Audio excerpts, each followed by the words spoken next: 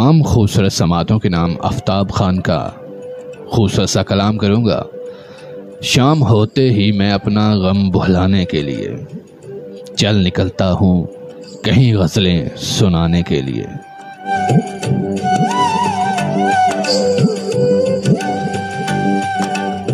ज़िंदगी से हिजर के मंजर हटाने के लिए, जाने कब आएगा वो नज़रें मिलाने के लिए।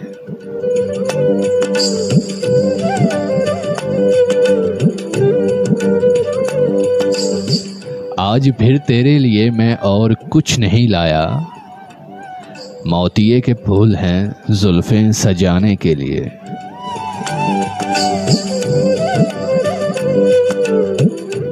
ऐ महल के शहजादे मुझको तो बस इतना बता, कोई कुटिया मिल सकेगी सर छुपाने के लिए।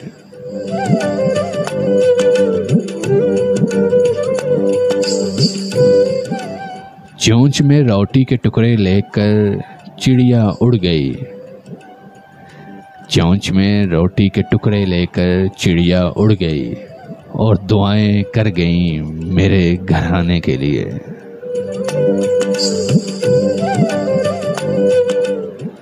शाम होते ही मैं अपना गम भुलाने के लिए चल निकलता हूँ कहीं गज़लें सुनाने के लिए।